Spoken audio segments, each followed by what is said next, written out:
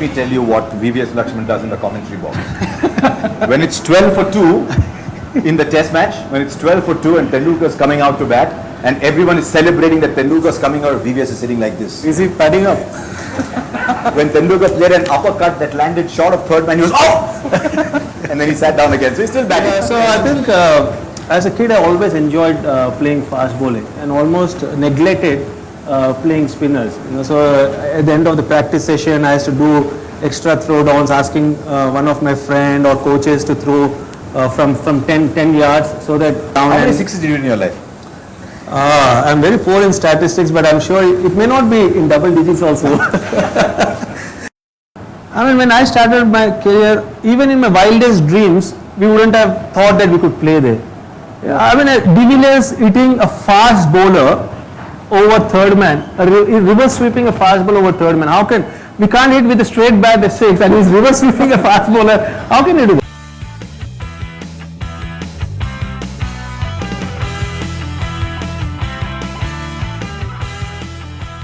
Like Virendra Sehwag says on his quote on the cover of this book is, if you have good or bad technique, it doesn't matter. You will survive if you can adjust your game. Now, you and Sehwag, or Rahul Dravid and Sehwag, are two completely different characters. Did he, for example, what's his approach to batting? Because he scored 8,000 runs, all of you have scored 10,000 runs. His approach to batting very different. You can also be a cricketer like Sehwag and you can also be a cricketer like Rahul Dravid or VVS Laxman. I feel it's very difficult to be a cricketer like Sehwag. He's unique. He's unique and he is one of its kind. I think his mental space is just unbelievable. It's unreal. Sometimes all of us, right from Sachin to me to Rahul, everyone think that how can this guy think like this? And I think he keeps it very simple. He's got an uncluttered mind, and because of that, he got those big innings. He played those big innings and also got 8,000 runs and a lot of runs in one day also, because he keeps it very simple. And as person, he's like that. He's very simple. And he says in his interview that he's never been in the zone. Yeah. You must have not realized. But without being in a zone, he cannot play like the way he trying to played. get into the zone. I've never been there. So if you start an academy, you're talking about starting school, what will you tell young cricketers? Because one of the criticisms of academies is that they get coached and they get coached and they get coached and they look upon batting like it's a civics or a physics class. Where is your head? Where is your elbow? Where is your shoulder? Where is your pitch? They're concentrating more on that. Whereas the other suggestion is just let them learn to hit the ball first, and once they enjoy hitting the ball, then try and correct their style. I think it's a good point. I've got this experience that I'll share with you. Is after my retirement, my son suddenly became interested in the game. I don't know why. he started loving the game, and it's strange. We play in our backyard, and all I ask him to do is just hit the ball. And that's what Sehwag tells his son also. Yeah, I mean, he doesn't require to tell his son. His son automatically will hit the ball. But saying that, and my nephew goes to the coaching camp, which is opposite his house. And on a festival day, when I went to my brother's house, I was playing with my nephew and my son. And it's strange that my son was just hitting the ball, not thinking where his head is, where his wrist is, where his elbow is. He was just playing the game. Whereas my nephew is coming and telling, "Uncle, how is my elbow position?" And both of them are so young. My son is 6 and my nephew is 7. And that's what structured coaching sometimes does, is it removes the natural instincts of a player. And that's what I've learned with experience is, till a cricketer is mature, you're not supposed to ingrain too much of information to him. He should just play his natural game, and that natural game is his speciality. And you have to encourage that natural game. Sometimes even in bowling, I see a lot of spinners. You must have seen that, Asha. A lot of spinners are really good till they are 14 years, till they're 16 years, and then suddenly they vanish. Why is suddenly with coaches coming in, they try to be too correct, which probably the cricketer at that age cannot understand, and he gets confused. Mentally, is totally disintegrated. He doesn't know what's happening, and in the bargain, he loses his natural style, which was so good. Can you imagine if Tendulkar was told become a top-handed batsman? Absolutely.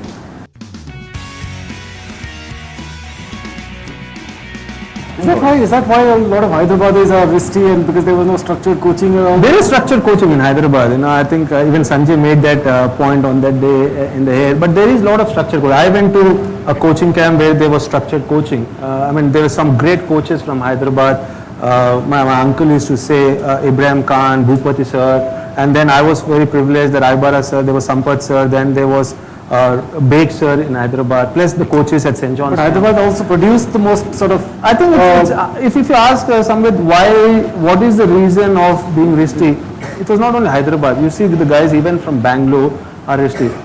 Vishy sir, or even if you say Rahul. I think it's if you ask one reason, it's more to do playing on matting wicket. Whereas up north or west, right from the childhood they play on turf wicket, and when you play on turf wicket, there's not enough bounce, so you can use actually your entire elbow to play the shot. Whereas in Hyderabad, when the bounce comes on matting wicket, usually the bounce is from the good length spot, and usually you cannot play with a full face of your bat or your elbow being straight when the ball is bouncing from good length. So to counter that bounce, you invariably use your wrist. Probably that may be the only reason why most of the Hyderabadis are wrist players. But it's changed because now very few cricket is being played on matting wickets. There's a lot of turf wickets because of the infrastructure development. Most of the grounds now have got turf wickets, and I think probably you'll find that less and less players from Hyderabad will be wristy. We have to ask you a question about Australia. Australia are playing and they're your favorite opponents. So is that what made you play much better against Australia, playing on a turf wicket, playing fast bowling? You've always, why were they your favorite opponents? So not only Australia, but when we play international cricket, a great fast bowler gets awkward bounce from good length spot. Yeah. Whereas an average fast bowler gets the bounce from a short pitch or just 1 yard beyond the good length spot. So I think I was very lucky that because of my experience of playing on matting wickets, right from the word go, I always enjoyed playing fast bowlers. And then coming to Australia, probably their aggressive nature, their attacking nature always helped me to score runs. And it always was a real pleasure playing against some top class bowlers. The bowlers from Australia were probably the best bowlers in my era. They were very skillful, but also they were very aggressive.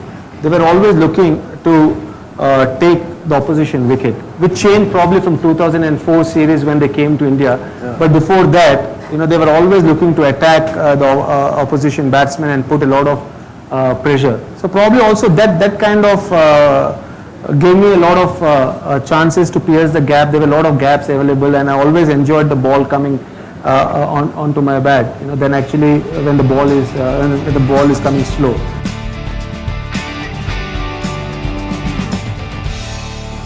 Ian Chappell says on the cover, a weakness in character is the same as a weakness outside the off stump. And the Australians, one of the things that they use the word mental disintegration, they use whatever, but they're trying to play on a weakness in character. There's a perception among some of the younger Indian players that to play against Australia you have to be equally aggressive, not only while playing but in your body language, in your speech. But the guys, the three Indian batsmen who did really well against Australia, Sachin, Rahul and you never, I don't think you were aggressive in your speech and your body language. I don't know, there's a misconception. There's side to you that we don't know. Yeah. See, there's a misconception there saying that, if you have the killer instinct or if you are aggressive, it has to be verbal. Yeah. It's not necessary at all. I think it's important that how you react. Your body language is very important. I still remember one match where Sachin was facing McGrath, I think the World Cup match, in Mumbai. And only through the high contact you can know that he was aggressive, his ball. So it's not necessary to be verbal, but as long as your body language is communicating to the opposition, the bowler and the opposition captain and the opposition team players that you're here to play and you're not really succumbing to their mental tactics or mental plans, which usually Australians are known for, then that sends a very positive message to them. But saying that, again you will be surprised that Australians never ever sledged me. Yeah. They never, I don't know why, but they never ever sledged me. Everyone keeps asking me, so how was the sledging? Whenever I come back from Australia tour or playing against Australia, they ask, so what did they say? You know, but they never ever sledged me. You know, I don't know why, but they never ever sledged me. I don't think they sledged Sachin either. Yeah, I think. Maybe you just said them Kaiku bhai. Asha bhai speaks real good Hyderabadi Hindi, I must say. No, because it's interesting when the general perception is that, and yet you'll find a lot of good players. Gavaskar said there was only once or twice in his entire career that an Aussie said something to him. So maybe there was something about, I don't know, maybe I'd be in contact with that. That's what Chapeli talks about, that if they find a weakness in character, then they go after that. They didn't find any weakness in character. You know, I think every team in the world sledges. You know, not only international cricket, but you ever sledged? I mean, I remember a lot of my colleagues used to push me, come on, Laxman, this is your time, you have to sledge. But they used to not get that out of me. But you play club cricket, you play first class cricket, you play international cricket, you have sledging. Sledging is nothing but distracting the opposition batsman. But a good, smart captain realizes that which batsman is getting distracted or which batsman is actually getting pumped up or motivated because you're sledging. Yeah. And Australians always had smart captains.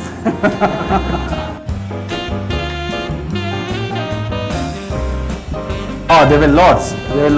Probably I'll be a little biased with SCG because I got 300s there. But saying that, I think it has got a lot of character.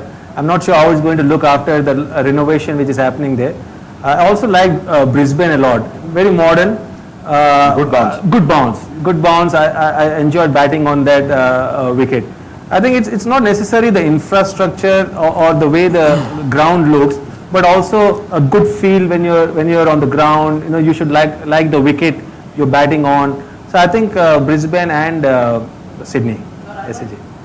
So again, I mean, Adelaide is also beautiful. I mean, you can't ask this question. Adelaide is very beautiful, no doubt of that. I also had success there, but saying that these two grounds I really enjoyed.